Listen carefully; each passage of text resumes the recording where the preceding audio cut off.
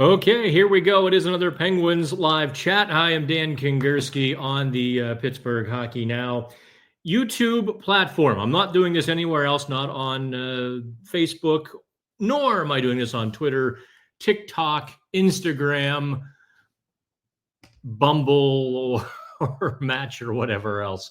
So we've got lots to chat about today.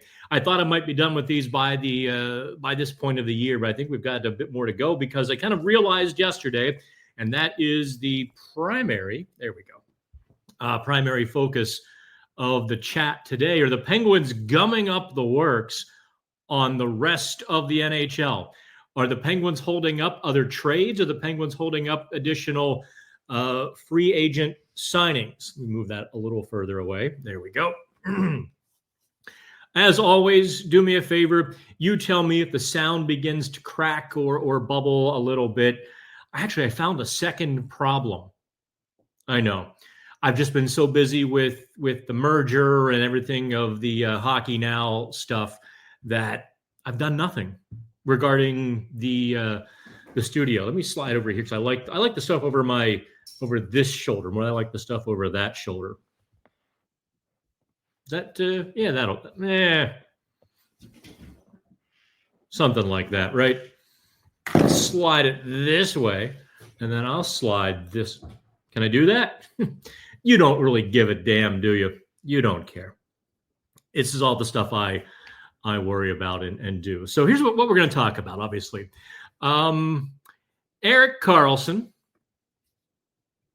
is probably the low-hanging fruit on the trade tree talk. However, there are no warm leads. Zero, zip, none. 2 years ago at this time, talk had quieted down, but we had already known that the Penguins and Carolina were the two big suitors chasing Erik Karlsson, right? We already knew that. And then it kind of died down, and we wondered, okay, how is either team going to step to the fore, or will San Jose just buckle and give him up for, a magic bag of beans? I think Dubas sort of met in the middle, kind of an interesting deal he put together. It worked out well for San Jose because they got Mikael Granlund a 1 and a 2 out of the deal. I'd say that was a pretty good trade. But now this summer, we got Erik Karlsson sort of hanging out there in the ether, all of us wondering if or when a trade will happen in the offseason. Then you got that guy. No, not Sidney Crosby in the background, but Rickard Rakell, who in my gut, maybe some GMs would disagree with me, but I sort of feel like he is now the premier player available. Nikolai Ehlers signed in Carolina, Mitch Marner in Vegas, and the big name, big scoring free agents off the market. I don't think, look, I know there's Jason Robertson potentially out there. I don't see it. I don't feel it. What would Dallas be thinking to trade away a 24-year-old scorer of Jason Robertson's caliber? That would be insanity. You do everything you possibly can to keep a guy like that before trading him. Now, there are obviously external factors, blah, blah, blah. We're not getting into the Jason Robertson situation on the show. So here's how it works. I talk, you chat. You can pop in whatever questions you want. We're going to keep it to that because I thought Sportsnet. And let me close some windows here just to make sure that the internet connection stays good. Even though I've got a gig of speed, it seems to be a little bit wonky whenever we try to do these shows. So Sportsnet, let me share the screen with you. Listen, I know they're killing time. I know it's mid-July, but here's what they had yesterday, midday. 5 potential destinations for Erik Karlsson. I think they're pretty much in line with what everybody's thinking as you roll down through. The one that I'm like, There's no possible way. I see no possible way that Erik Karlsson could fit in the Golden Knights. I know he'd like it. I know he enjoys Vegas, but like, what are you gonna do? I suppose, like they mentioned there, Mark Stone going on LTIR or whatnot. It's too much instability there, salary cap wise. Carolina, yes, I think everybody's been on that since Carolina was indeed the second runner, or the first runner up rather, to Karlsson in 2023. Eric Tulsky, smart GM, loves the analytics. Karlsson has good analytics. Carolina makes sense. They've got the money. Tampa Bay. Now, that is one that I would kind of shake my head. I mean, you need cap space. The Penguins would have to absorb, I don't even know who they could. They'd have to eat almost 50% and absorb some salary from Tampa Bay, because Tampa Bay is so top-heavy with Kucherov, Point, Gensel, Vasilevsky, and so on and so forth. Well, of course, every player is going to go to the Toronto Maple Leafs, right? Yeah, there's some. Yeah, they'd have to move out Morgan Riley to accept Erik Karlsson. And the Penguins aren't going to affix additional assets to Erik Karlsson to get Morgan Riley. Well, who knows? Maybe Kyle Dubas really likes him, but that's kind of that media trade thinking. I don't see Dubas doing that. And then, dun, dun, dun, the Ottawa Senators. If you ask me, Ottawa is what makes the most sense of their five. I think Ottawa is on the cusp of being very competitive.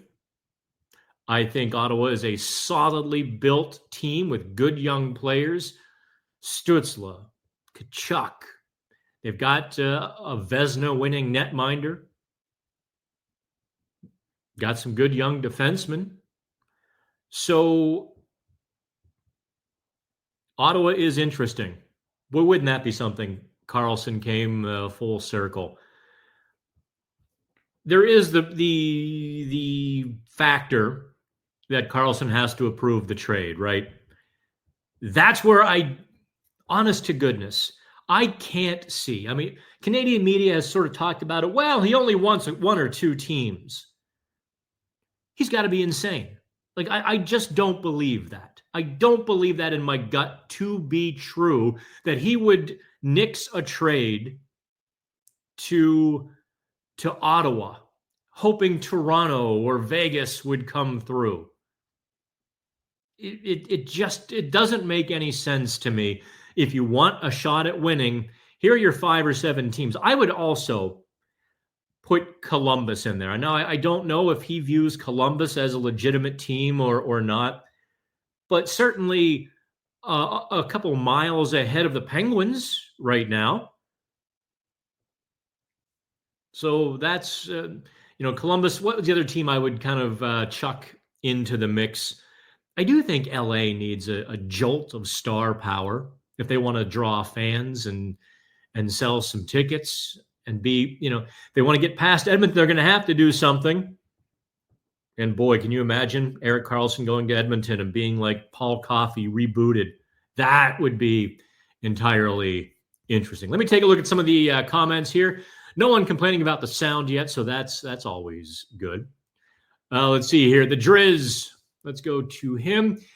Is Kyle Dubas missing the window on some of these trades, or just trolling the waters for the best return, considering the free agent pool, and available talent? McTavish and Rossi availability just part of negotiation. Oh, I don't think there's a closing window on those guys like McTavish and Rossi. McTavish's availability is still kind of in question. The reports of his availability have almost exclusively been speculation, right? So I don't know. Let's.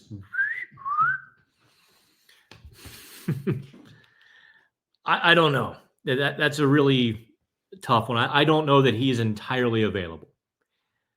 With Rossi, I think he'd take the first train out of Minnesota. He wants to be paid. Now, having said that, he wants to be paid. How in the there's no way the Penguins could justify giving him $7 million a year. I don't think anybody could. This was a guy who was dumped down to the fourth line. Say what you will about, how good he could be or is or any of and all of that stuff. He was dumped down to the fourth line, and Minnesota's not happy with him. That lowers his value, period. So can Minnesota recoup what they want? Probably not. Can he get paid what he wants? Probably not. Call this just a good old-fashioned standoff. I think someone's going to have to buckle. If Rossi were willing to accept a bridge deal, right? Conflicting reports. If Ross, what was it, at mid-season or January, February or so, the report was that he turned down 5x5. All right, so you're turning down $25 million.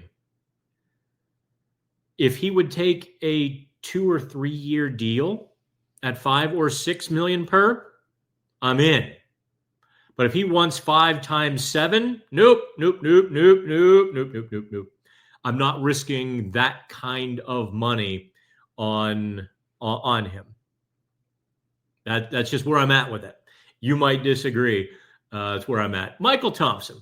Yo, Dan, when Sid retires, do I think he had a bigger impact on the city of Pittsburgh than Mario? Michael, I'm going to assume that you're younger.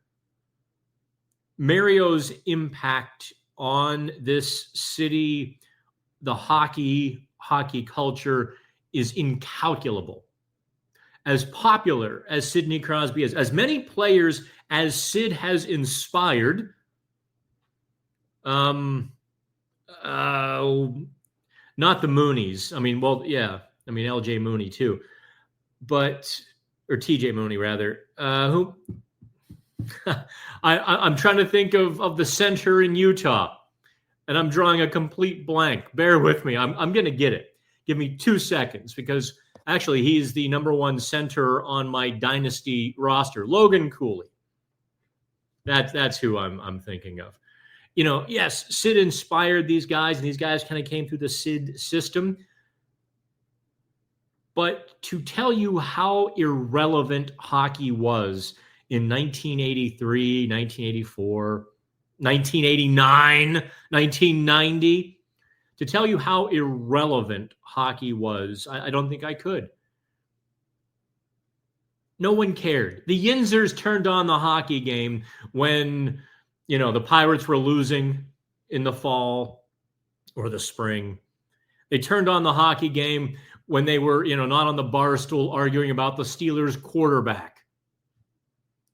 Hockey was a distant third, went through bankruptcies before Mario, during Mario, and then later in Mario, after Mario retired, he put them in bankruptcy a third time. So literally, he saved them. Saved the entire franchise. Baseline. He created hockey in Pittsburgh. Yeah. So Sid would be, I don't know. Sid would be Led Zeppelin to Mario's Beatles. And I just to clarify there, the Beatles far more influential because they were, the first wave of attack, the creators of so much, even though they borrowed heavily from the blues. That was the baseline in the start, and Mario saving the franchise. And Sid's in the stratosphere, not quite to Mario. Let's go to Josh. None of you people are asking about Carlson and the Raquel. What the hell, man? I set the whole show up, and you guys are all veering off on your own tangents here. But I'll play along for another minute or two. We'll get back to Carlson and Raquel momentarily.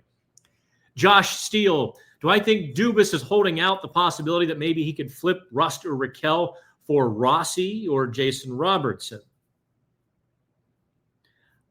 That's a really interesting question. First of all, scratch Jason Robertson. He would cost a whole lot more than Rickard Rakell. Rossi, I've wondered that myself. If there was a deal to be had whereby Minnesota gives up Rossi, whereby the Penguins give up Rakell, it's so difficult to match those two up, though. One being young with potential still, one being so established. Do you trade them straight up? I don't think so. But it would also be difficult to convince Minnesota to give up, another asset that balances the deal in my mind. I don't know, Rossi and a 2 for Rakell. Maybe some of you are like, yeah, do it. I don't know that Minnesota would do that deal. It's just, it's difficult for me to get there. It's like they're so close, but they're also so different.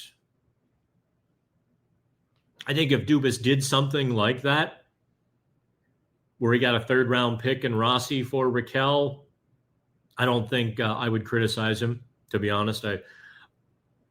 People in Minnesota might criticize Guerin, which, even then, if the guy's not part of your future, you really can't ask for too much, right? That's been my thinking on this whole thing. Minnesota wants it both ways. I think Guerin's sort of playing both sides of the fence there, isn't he? Well, we don't know if you're part of the future, but we want to sell you as if you are. We don't want to pay you as if you are, but we want to sell you as if you are. One of those two is not true. Let's go to Jim here. What's a future generational player worth?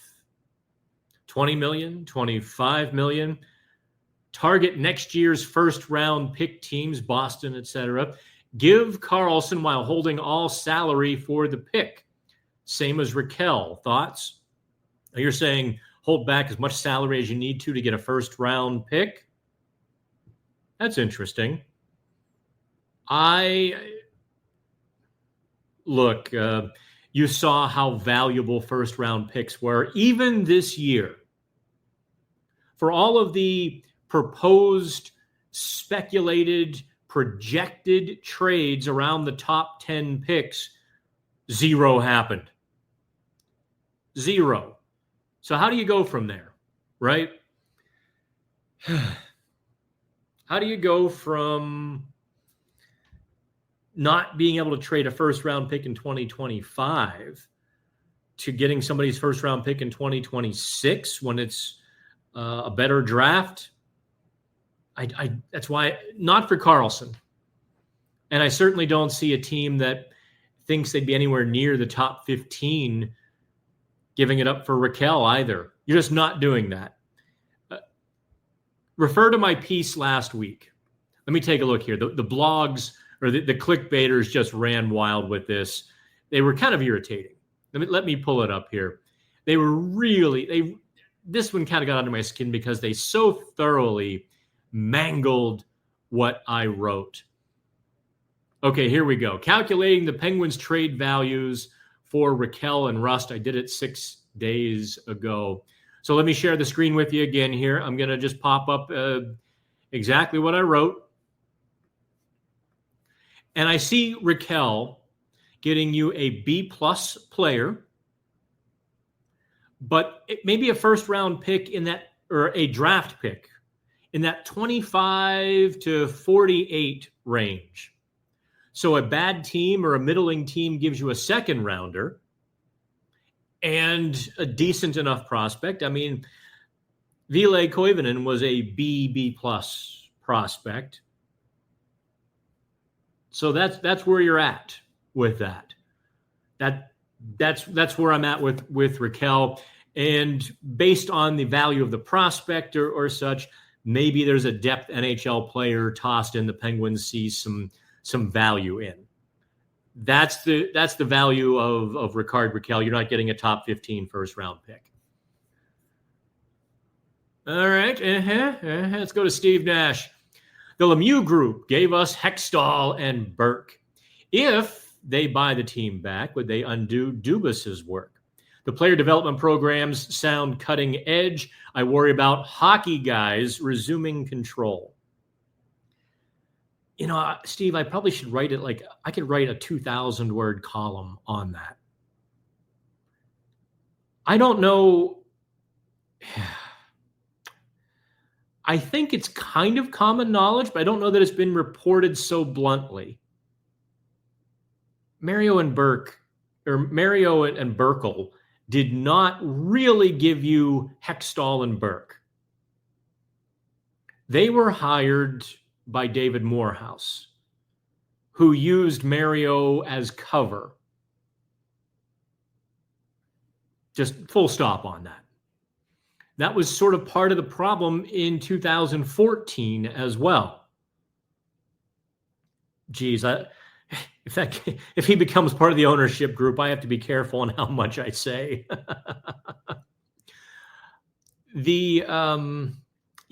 That was part of the problem in 2014 was a lot of people around hockey were a little concerned or more so about Morehouse's involvement in the hockey operations. Then Morehouse was the one who went after, who hired Hextall and Brian Burke. Contrary to the quotes and the press conferences of the time. Full stop. You pick up what I'm laying down, right? JR says, aloha, Mr. Hand. Haha, man. Yeah. Really, isn't it our time? So maybe I should finish the Dubas thought. Mario is a smart hockey guy. He might not like Kyle Dubas, but he would not undo the player development. Mario would not come in and stop the rebuild and try to turn the clock back 5 years and add a bunch of veterans. Mario's not stupid. He might add a couple of veterans, but he's not going to stop the rebuild. I'm still a little skeptical of the buyback story, to be quite honest. There's something there I can't put my finger on in that entire story. There's something there that just my spidey sense is like the puzzle isn't clear to me. I'm staring at that 3D photo. I don't see a schooner. I don't see a sailboat. I just see lines and I hear noise on it. It's not a schooner. It's a sailboat. And the reason for that is, one, I firmly believe the Penguins would sell for close to $2 billion. Mario's net worth combined with Ron Burkle's net worth, of course, internet reporting can be a little fuzzy. Their total net worth is, let's call it 3.4 billion. So those two guys. So Burkle's going to have to basically give up more than half of his entire net worth. And Mario has to give up more than half of his net worth to buy back into the NHL at 60 years old. Maybe they know something we don't. Maybe they know something I don't about escalating valuations. But if I were Mario's accountant, financial advisor, I'd just say, man, let it go. Let it go. Let your money grow in the stock market or invest in a national chain of juice stands. I don't care. I don't see, because of all the work that the NHL has done in the last few years, values are up here. They're not going to double again in the next 5 years. They've already doubled. They're not going to double again in 5 years. So I'm dubious on all that, man. That's just where I'm at. Let's see here. Alex, You would have to throw in Rust Raquel in our next first round for Robertson. I think getting Rossi would be way easier. Absolutely. Let's go to the Driz again. Considering the Pens have 5 goalies under contract plus 3 on minor league deals. 3? 5 goalies on NHL. I think your math is a little fuzzy there. It seems like 2 too many. Has to be something coming in the future. Let's see, you got 5 for the top 2 levels. I mean, to be honest to God, the most surprising move of all of that was Taylor Gauthier re-signing with the Penguins organization. It's like, dude, no, don't re-sign. As you know, look, Taylor Gauthier was the goalie of the year in the ECHL. He's still waiting his turn a couple of years later. He's earned a turn in the AHL. He's got to go for it. And him re-signing with the Penguins made no sense to me. If I were his agent, I would have like, nope. If you sign with the Penguins, that means you're going to Wheeling. I quit. I would have been that forceful with him. You need to go anywhere else where you play in the AHL to get your career on track. But there is 5 goalies, obviously Jari, Sheloffs, Blomqvist, Murashov, and Larson. Of those 5, Larson is probably the least. He's bottom of the totem pole. He's on the bottom because he's not really on an NHL contract. They brought him over to see what he could do. He's played well. He's got some really rough edges to his game. I mean, really rough.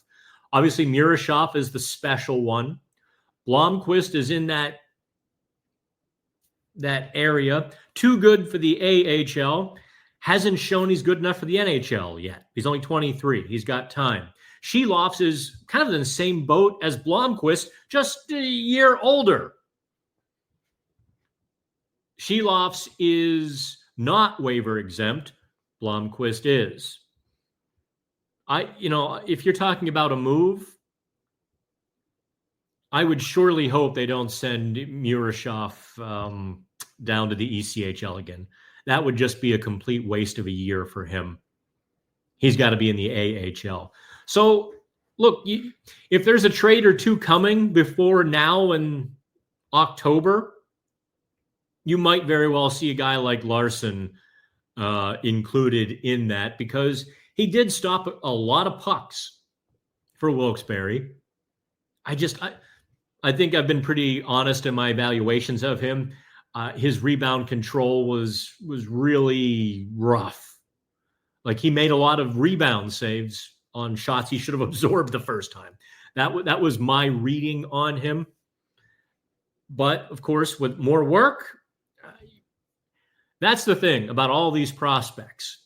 It's not a straight line from here up to here. It's here, down here, up here, back down, over here, over there, and then finally to the destination. So, he could shove somebody out of the way with a great start to the season or training camp or whatnot.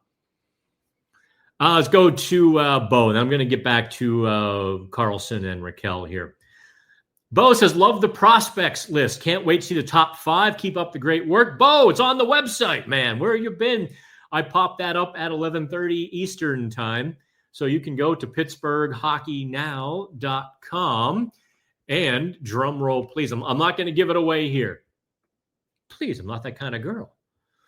I am going to make you click, but I will put the link here for you. There's the top 5 prospects. Honest to God, there were the 3 first-round picks this year. All 3 were in the top 10. I really agonized over them.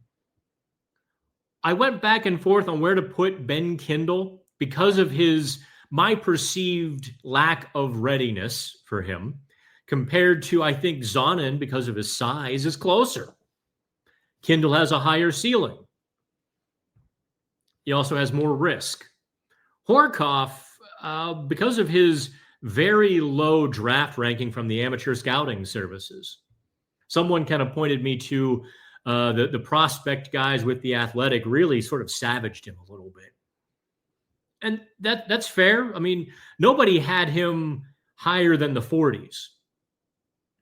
I will tell you that I have Horkoff in the top 5.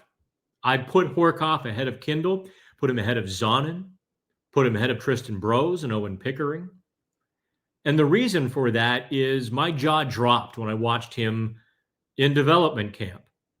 No joke. I watched him like, holy crap. I was a little disappointed that he's going to Michigan, quite frankly. If he were still with the U.S. development team, he could jump to the AHL.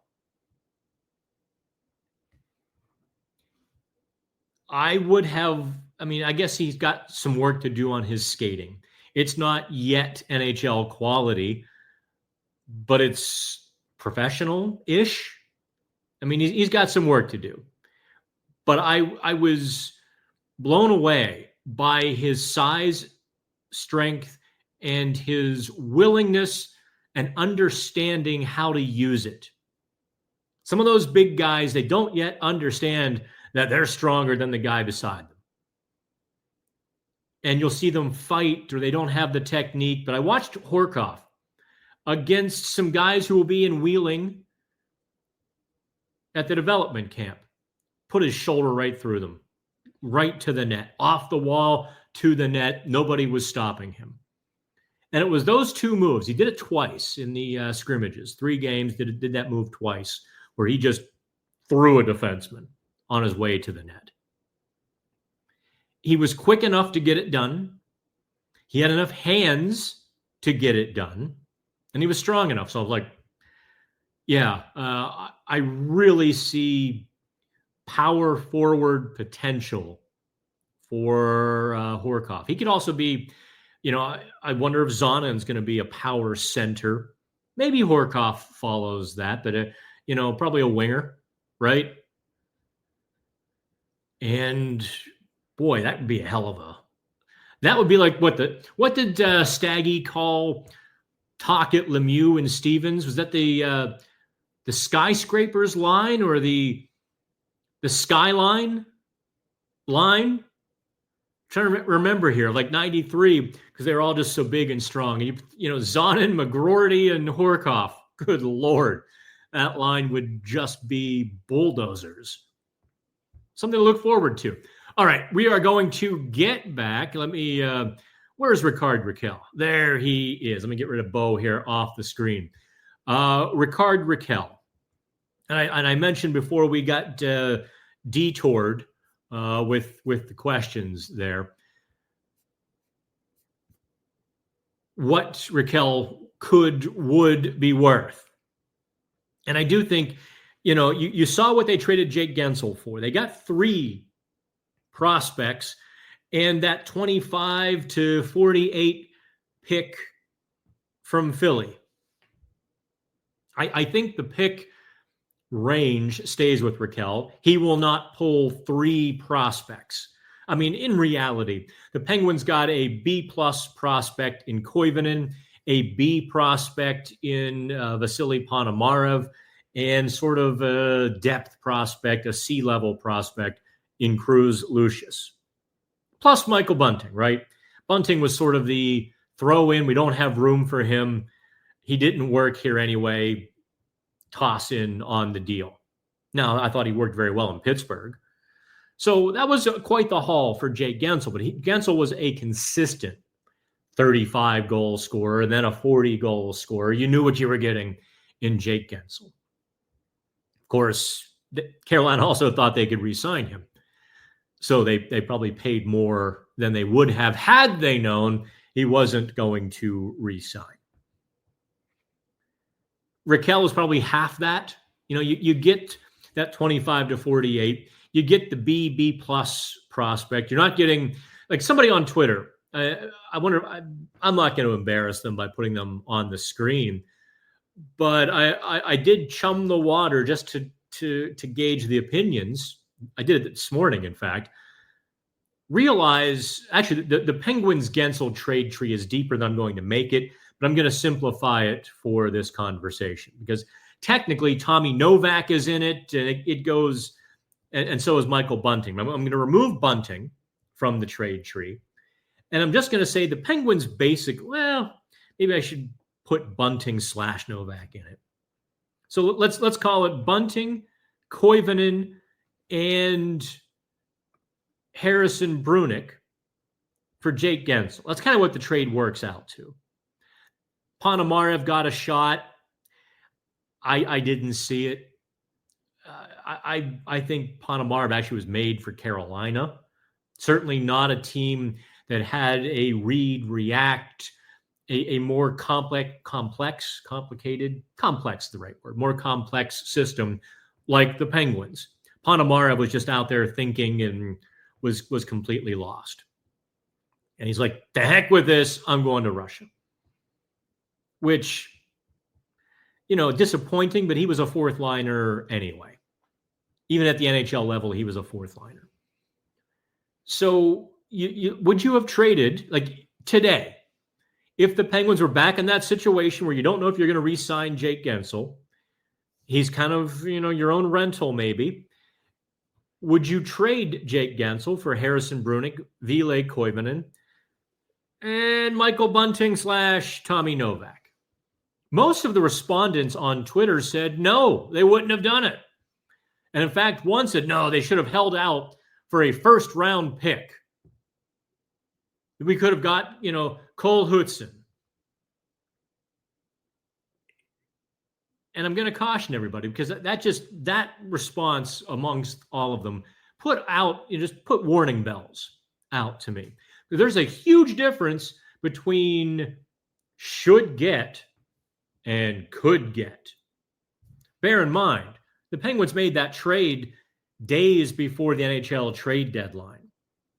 You hold on to Gensel past the trade deadline, you get none of that.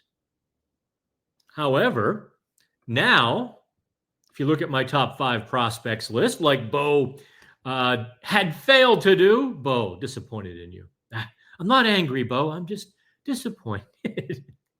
I kid. You get Ville Koivunen there on the left side of the screen. I think he's a top 6 winger. I think the kid can score 25. If he plays with Sidney Crosby all year, good gosh almighty, he might score 60 points. He might score 20, 25 goals this year. No joke. And if he really finds a heater, more than 25 goals. Like if it just clicks for him. He's got that hockey IQ. He really, really does. And he was so much better at the NHL level than the AHL level because the game was structured and predictable.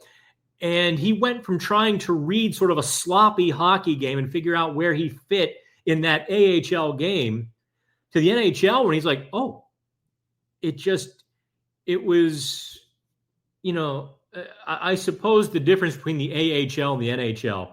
The AHL game can be kind of like a 5-year-old coloring book or a 5-year-old's coloring book. They're trying to stay in the lines, but they're missing everywhere. It's not neat and tidy and pretty. The NHL game, while faster, more physical, is generally neat and tidy.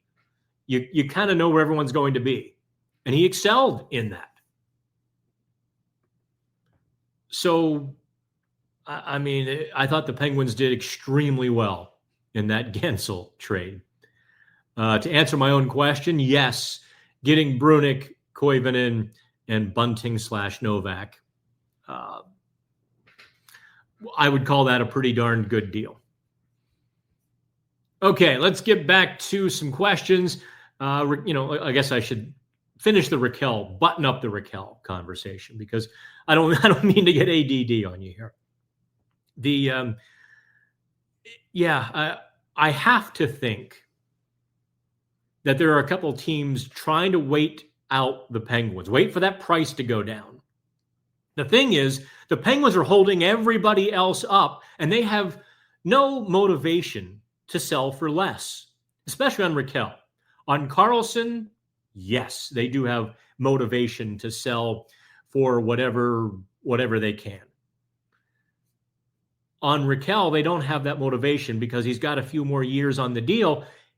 They can wait till the trade deadline. They can wait till next summer to do this. Now, I think there are drawbacks to that sort of strategy. That's where I think they are with him. So, Detroit, Columbus.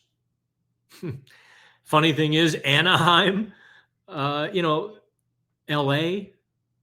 I know LA kicked tires, might have stubbed their toe at the trade deadline on Rakell. That much, I've heard that too many places. I've heard that from this side of my sources. I've heard it from that side of my sources. And I know they're not the same people, chattering. So I think LA should probably step forward. Hey, maybe LA's happy losing in the first round every year. They could be entirely thrilled with that, just making the playoffs. But if they want to get past Edmonton or maybe rise in the division so they don't play Edmonton, they might want to get a little better, and that starts with a bit more offense for LA. Lord knows they're good enough defensively. They've made some mediocre goalies look really good over the last couple of years. Let's see. Let me go to Mikey Meager, Flux CC. Do you think Dubas would try to maximize the return of selling a retention slot and retain 50% in a Carl? Is that two different questions there, Flux? I'm going to kind of answer this question. Could Dubas maximize his return by eating 50% of a Karlsson trade? Sure. I don't think that would be at the top of Dubas's wish list, and the return would have to really be worth it. I mean, that's a couple $1 million. That's $2.5 million difference there between eating 25 and eating 50%. That difference, that $2.5 million is a third round pick. If you eat that, if you want to look at it in big picture terms, $3.5 million now buys you a second round pick in a salary dump trade. So every $1 million sort of has a little sliding scale there. And you have to weigh the costs, weigh the acquisition. I don't think any team that is looking at Karlsson, I don't think $2 million is going to make the difference. I really don't. I think the return, the genuine return that they have to pay for Karlsson is going to be what makes the difference there. Michael says, I still think one of the worst moves we have made in recent years was letting go of Jason Zucker. His chemistry with Gino was awesome. It was and it wasn't. If you look at Zucker's numbers, they were okay. They were average. And Zucker had a reputation. The perception of Zucker was different than the player, the actual player. I think Penguins fans thought he was a gritty, go to the net, rough it up in the corners kind of guy, when in reality, he was a speed off the edge guy who could get a little too enamored with staying on the perimeter. He wasn't as physical as people perceived him to be. So I'm going to go ahead and sort of disagree with you there. If you're listening on the podcast later, I held up my coffee mug to do that. I don't have suspenders on. I apologize for the lack of the complete visual. Okay, let's go to Icon. Concerned about the numbers of vets now on the roster. I get that they want, I get that they want competition, but I'm tired of Achari, Heinen, Hayes types.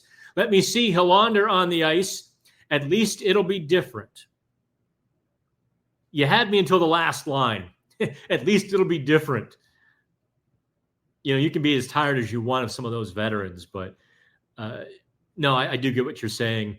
Heinen and Hayes especially, I don't understand their acquisitions. Well, I understand the Hayes acquisition. You get a second and third round pick, or at least a second rounder. I get it. But you're correct, Icon, that all three are now sort of in the way of young players who would be ready. At least Achari has a unique skill set. At least Achari has some value. I don't necessarily see the value of Kevin Hayes to the Penguins lineup. I don't see it for Danton Heinen either. Those guys, to me anyway, I think those guys would be, the transition to a younger player would be seamless, if not an improvement on the roster. So I get what you're saying. And to keep adding more, to pile in 6 right-handed defensemen. Okay, you get Connor Clifton at the draft. All right, now you've got 5 righties. And you get Matt Dumba. Now you've got 6. And I'm counting Harrison Brunick amongst those 6. I'm counting Jack St. Ivany. And I think given the Penguin situation, you want one or both of those guys on the NHL roster. Yes. If Kyle Dubas were sitting here, his answer would be, they've got to earn it, and I'm not afraid to put players on waivers. That's true. But you can't send all these veterans to the AHL on waivers. Well, I guess you can, but you can't play them down there. You can only play 6 vets at a time. And any given night, you've got that veteran maximum of 6. So, last year they had a rotation, which really upset. Who was the Maple Leafs defenseman that just bailed about a month, maybe 2 months into the season, went back overseas? I forget his name, but he had a handful of NHL game experience, and he thought he was going to get a real shot with the Penguins and realized he wasn't. And then he was part of the roster rotation down there where he was sitting out games like, I'm out of here. Well, an NHL player would be kind of in the same boat. I don't know how you would kind of manage or handle that situation. You don't want an upset 30-year-old NHL player around the kids in Wilkes-Barre. So, yeah, I think concern might be the right word. All right, JR says, I assume rich guys buy into sports by using other people's money. Kind of. But you do have to, well, actually, no. I mean, you can put together, one of the things, or maybe the thing that upset Mario with Fenway Sports Group was having to take care of some of the minority investors who were a little unhappy with the sale. They didn't want to sell. So Mario sort of had to take care of them, and he felt that FSG just sort of threw him to the wolves on that, made him go to court by himself or, take that money out of his pocket and give to them. That's everything I've heard. I think Mark Madden has talked about that as well, and so on and so forth.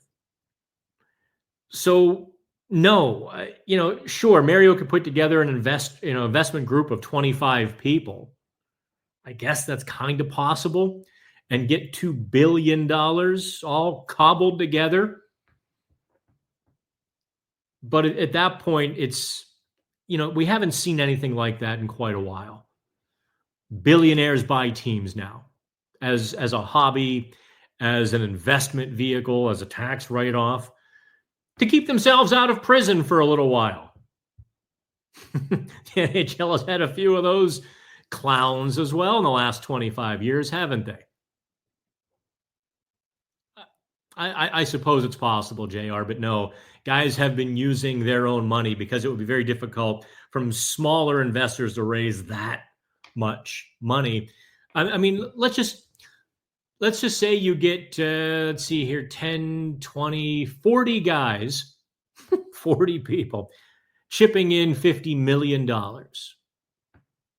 To invest $50 million, you have to ask, okay, what's my return on investment in the next 5 years?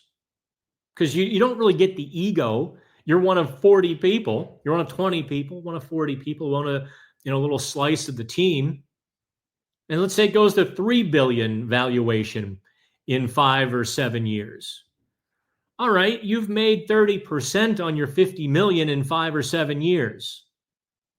Is that really the best use of the money? And it's not. So the smaller investors have been priced out of sports ownership. Back to the Driz. Man, you're on fire today. Most of the trade ideas I see would require us to take an undesirable contract back. In my opinion, we already have 3 or 4 of those, i.e. Hayes, Heinen, Achari, Graves. Yes. No question. I haven't seen, listen, I see the same nonsense on the internet that you all see. I just tune it out, forget it, mind bleach, it's gone. You're not going to see the Penguins really take on a lot of bad contracts to move Raquel, certainly not Rust. Maybe in a Carlson deal. Listen, if they avoid eating salary and they get a good return for Carlson, yeah, but I don't know. I see all 3 of those players, especially Raquel and Carlson, being the primary trade targets, as bringing back an undiluted return. And by that, I mean no bad contracts. Because you are correct. The Penguins have enough chaff. They need wheat. Let's see here. Josh, do you think it would be better for Dubas to try for a top 4 left-handed defenseman in a trade than anything else, considering how weak that side is? Good question. So you've got Witherspoon, you've got Pickering. I suppose you've got Graves. Let me take a look at the Penguins lines here, because I'm notorious for forgetting somebody. You got Ryan Shea as well. Yeah, let me take a look at Puckpedia, make sure I'm not forgetting anybody. But happy to see, part of the merger that Pittsburgh Hockey Now, the Hockey Now group, was part of. We own a piece of Puckpedia. Because, Puckpedia is part of the Sportsnaut family. We're now part of the Sportsnaut family. We're all in it together now. And we're building something, pretty good. It's just been such a whirlwind. Literally, long story very short. The day after we agreed to the deal, we were signing papers. 2 days later, we were turning over domains and giving all the passwords and all of that, so that the new tech people could begin working. It was just like boom, boom, boom. It was like selling your house and moving out 2 days later. It was craziness. And in the past week, I've become the editor-in-chief of the entire operation. They have no idea what they're in for. Let's see, on the left side, well, you've also got Alex Alexeyev to consider. Ryan Graves. Yeah, I could see what you're saying. I definitely see what you're saying, Josh, about looking for a left-handed defenseman. I think they want to see what Witherspoon has. I think they have to see what Pickering has. And Ryan Shea is a perfectly capable, solid, a bit gritty, third pairing, left side guy. So maybe it's not as bad as you think. And who knows? Who knows?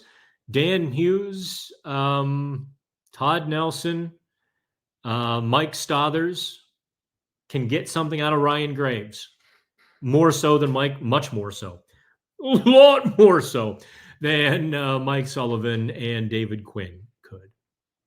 So there is that. But yes, if you're talking about taking on another position, left side defense would be definitely where to go. Let's go back to Icon here. I was wondering what Dubas had planned for defense, particularly left-handed defense last season. Turns out it was Matt Grzelcyk and Ryan Graves. I don't see much better of a plan this season. Well, Witherspoon is probably Matt Grzelcyk too, although Grzelcyk was a bit of a gamble. I think Owen Pickering is ready. I thought Pickering was ready last season. That, to me, was one of those eyebrow-raising situations, was Owen Pickering.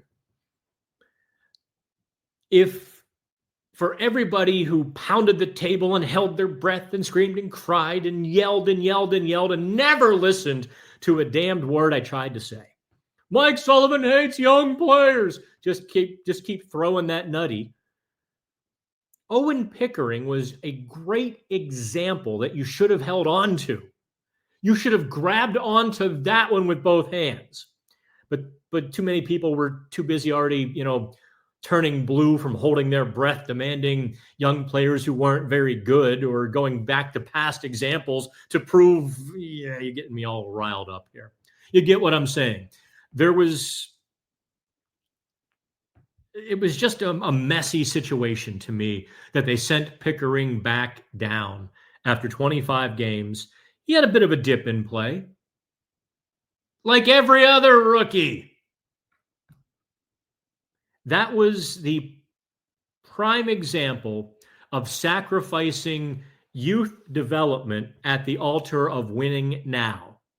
And they did it in January when things were just going sideways. They really, over the next, if you look back, and 2020 hindsight is pure, is it not? If you look back after the Pettersson trade, you get into February, they should have had Pickering in the lineup. They should have had McGroarty in the lineup. They could have had Koivunen in the lineup. Now, maybe McGroarty and Koivunen wouldn't have been as good in February as they were in late March. Possible. But it would have been a huge message to everybody and everything. And quite frankly, it would have steam cleaned that room, which had really gotten... I think I wrote about this maybe in cryptic terms. I liked a lot of guys in the room. I had more great conversations this past year than I had in the previous couple or a few years combined. But I also saw things I didn't like. Just attitude. I saw too many dour faces, too much frustration. Some youth could have been the elixir to that.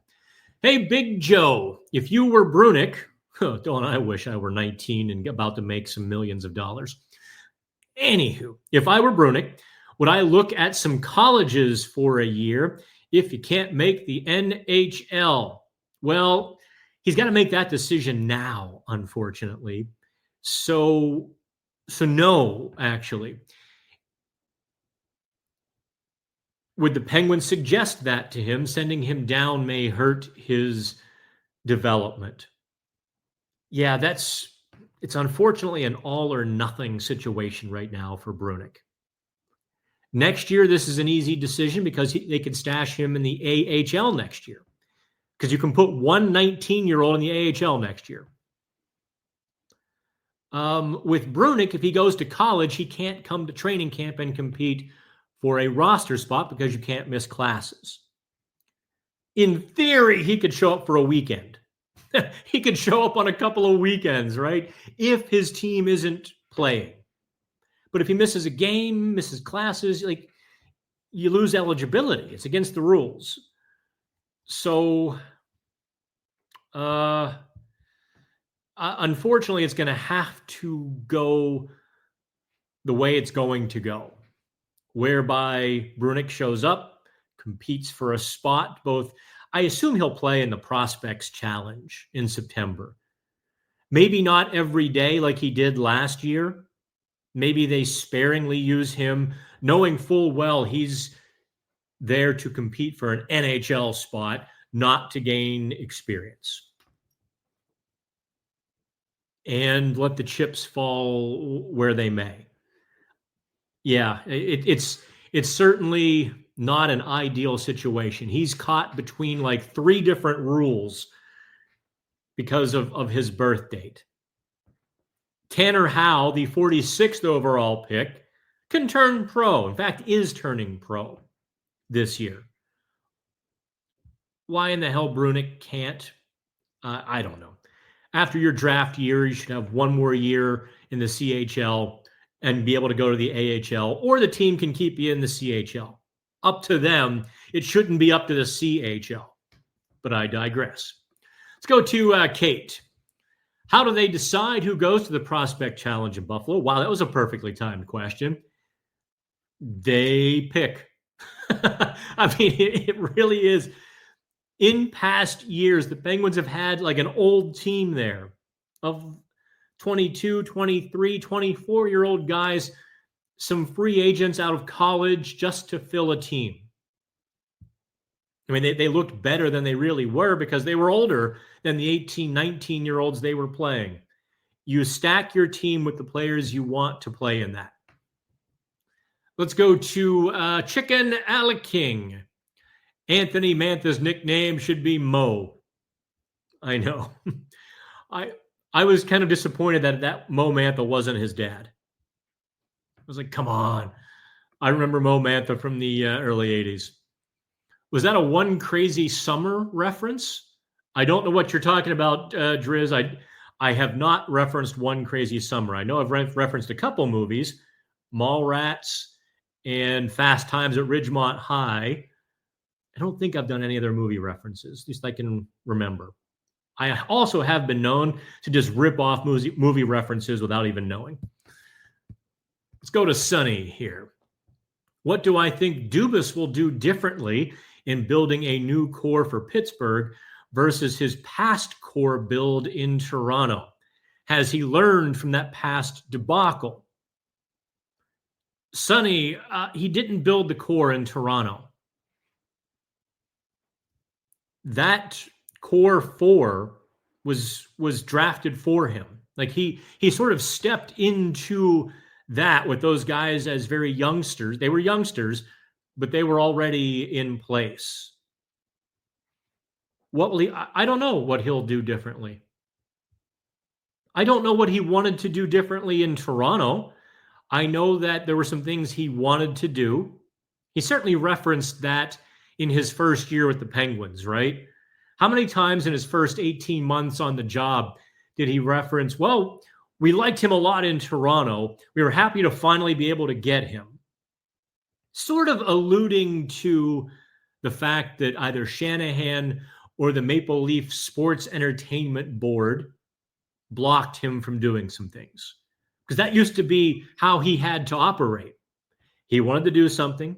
He sent it over to Shanahan. Shanahan sent it up to the board. The board would, do their little magic board thing, send it back down to Shanahan, back to Dubas. He didn't like that very much. I mean, I wouldn't either, quite frankly. I don't know. Long story, long answer condensed here. I don't know what he will do differently. What I do see is that they feel like they have tapped into something with regards to prospects and teaching them how to skate. They feel like they have a better player development and player performance department than other teams do. And because of that, they're able to take a Ben Kindle, Will Horkoff, who have other talents and abilities that other teams might look at in a secondary fashion because they downgraded their skating. The Penguins draft in 25 especially, you almost removed skating from the equation. They're like, we can teach them how to skate. It's the hockey IQ, it's the shot, it's learning how to, can they find space? Can they work the game? Can they play hockey? We'll teach them how to skate. And thus they think they got some really good values through the draft. They could be completely deluding themselves. They could be completely, sniffing their own gas on that one. But if they're right, that's how it will be different. Also, take a look at the physicality they drafted this year. A lot of those guys are scrappy. Horkoff, Zonin is a horse. Travis Hayes, Peyton Kettles. Who was the there was another real scrapper in the 5th round too, whose name is eluding me. You get what I'm saying, though. There were a lot of scrappy guys in this draft class. Toronto certainly was not a scrappy team. So there you go. Also, take a look at the goaltending situation in Pittsburgh compared to the goaltending in Toronto. Gabriel Daigle is 5 years away. He's got lots of talent, very raw. I mean, those were green bananas there with Daigle. But you still look, I mean, he's trying to go quantity and quality with goaltending. They didn't have goaltending in Toronto. The one thing that is unfortunately the same is the defense. Dubas just seems to have an Achilles heel in terms of building a blue line. We'll see if he can fix that part. Let's go to Kakin. Koken. Brunick can't play. Oh, okay. Yeah, you're explaining. Yeah, he can't. Oh, that's right. He did sign. You're right, Koken. He signed his ELC, and the NCAA won't allow him to come back. You're right. So I was speaking big picture, but you're right. That's a moot point. Brunick, yeah, we got to the same conclusion, but you are right there.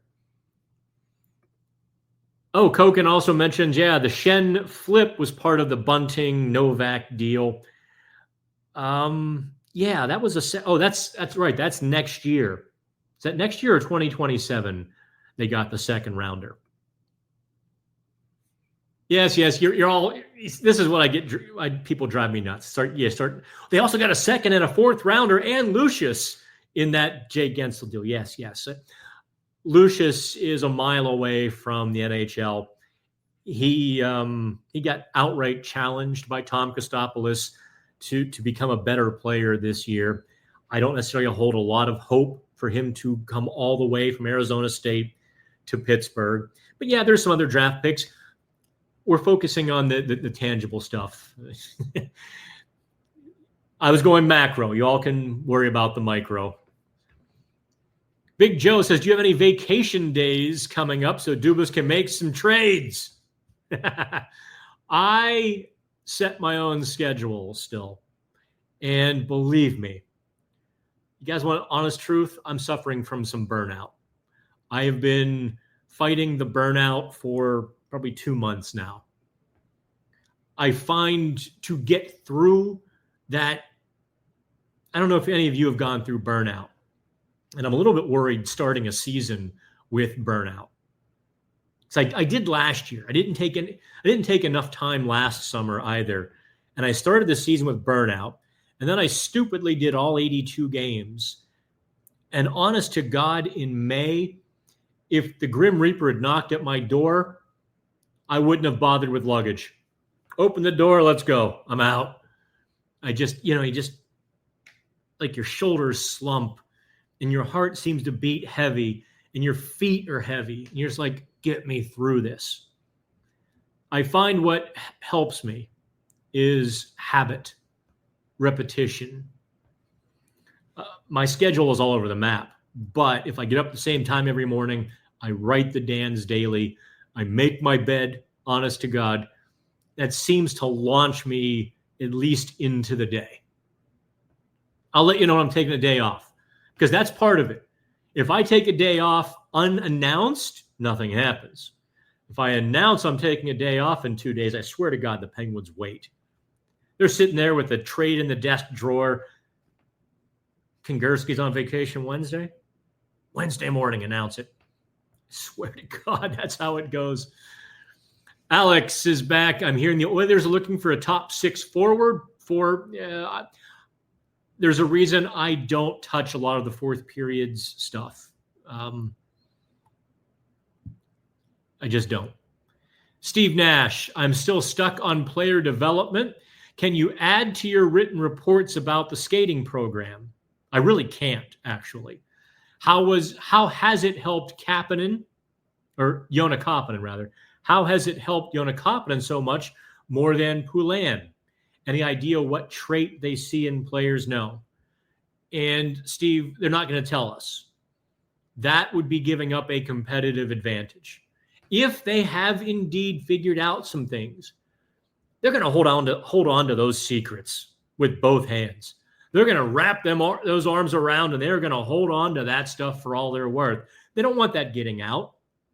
I mean, you and I would love to know, wouldn't we? I would love to know. Oh, yeah, if the guy has hips that are, this type of hip, or, these type of legs, he can do that. I'd love to know what they, but no, I don't know the skating program. I don't know what they're doing. Dry land exercises is, how I will refer to the off ice work. I don't know what they're doing. Dry land, that's different. That's the sort of stuff that they will keep under wraps. All right, let's go to, Boy, Koken, you're on fire. Let me take one of Koken's questions here.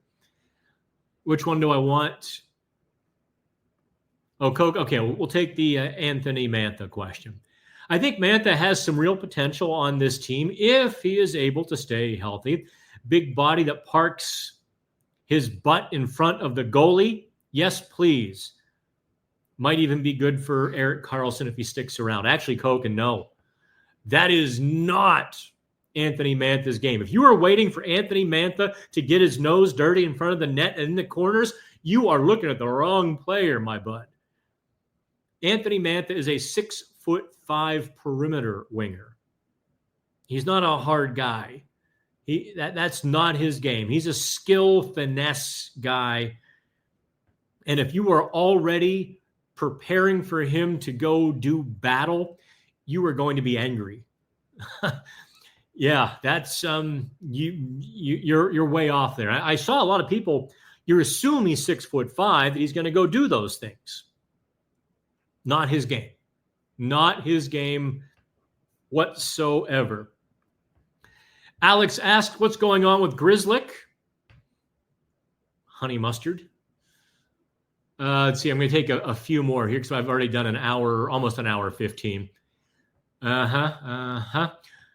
Graves has been solid at every other stop. He will be better, freed from Sully's aggressive offensive style that he asks of D-men. Was not a good match. Yeah, I might quibble with a couple of the semantics, but yeah, there is that possibility. I really saw it. It crystallized for me last season with Ryan Graves. And I forget the game, but I was sitting beside Yoey. So we would have been on the road. And Graves takes a puck near the crease, defensive zone. Head up, puck on his stick, sort of begins to skate it out of trouble, parallel to the net. Has, the transition game begins. And Graves was completely paralyzed with the choices. Like, he had 2 or 3 breakout options to begin. Marcus Pettersson would have grabbed that puck, snap, gone. There go the Penguins, 3-on-2 or 3-on-3, what have you. But Graves lost the puck. Had it taken from him because he was paralyzed by his if-then-else choices. It was just you're right, it was an absolutely terrible mix. Sullivan's system, Ryan Graves. Period. Let's see here. CL, what are the Pens going to do about this goalie logjam? It's called a battle royal. Although, in reality, I think the battle royal is over. The swing candidate is Blomqvist. If Blomqvist forces them to carry 3 goalies, or if Blomqvist goes back to the AHL, that's really the question at this point.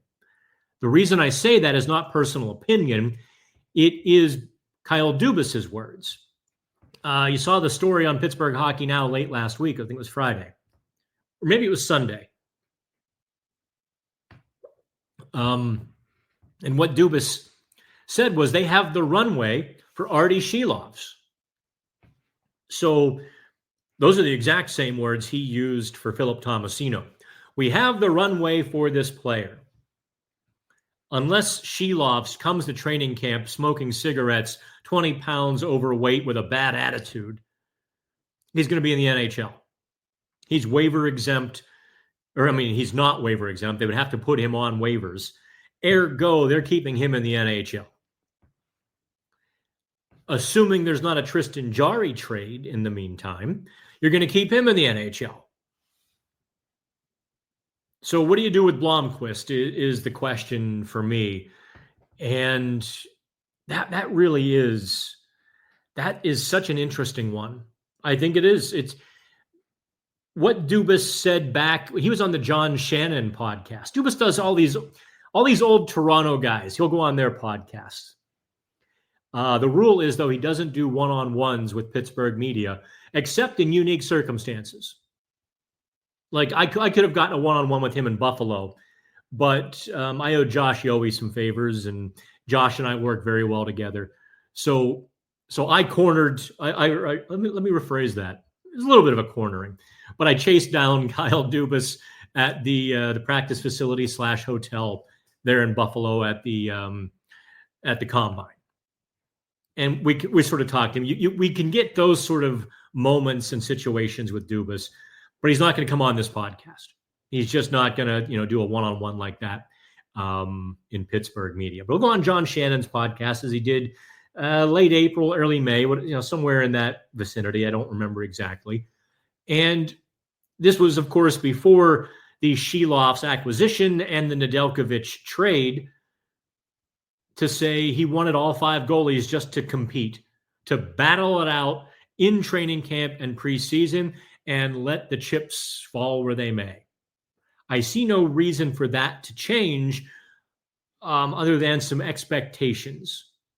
Obviously, without Nedeljkovic, you have a bit more freedom in this conversation. Gable Fisk finally shows up. You should take the bike on a long road trip. Come back fresh. I would love to do that. No time, that merger. The new people have asked me to teach, to download all the stuff in my brain after 7 years of Pittsburgh hockey now and teach all of their sports writers. Some guys are like, are really adopting it. Other guys, you know how it goes. New boss, new sheriff in town. You have a couple of horses that want to buck and a couple of horses that ride well. Oh, okay. Steve is there agreeing with me. Let's go to the last one. Icon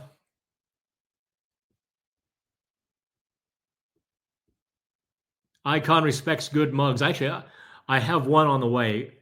I assume maybe next week is the last one of the year. So I'm not doing these in August. Not doing these in August. Okay, here. We'll take this final question from JR.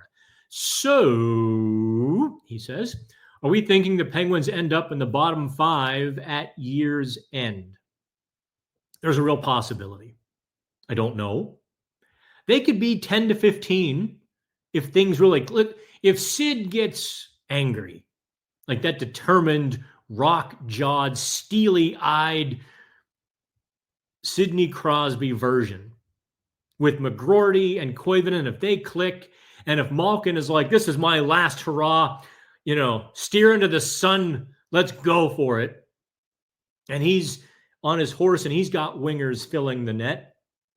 If they don't trade Raquel and he's, in the top 6, Brian Rust in the top 6, couple of the kids, bringing some devil may care attitude, they could win too many games. And they could have that 10, 12, 14 even draft pick.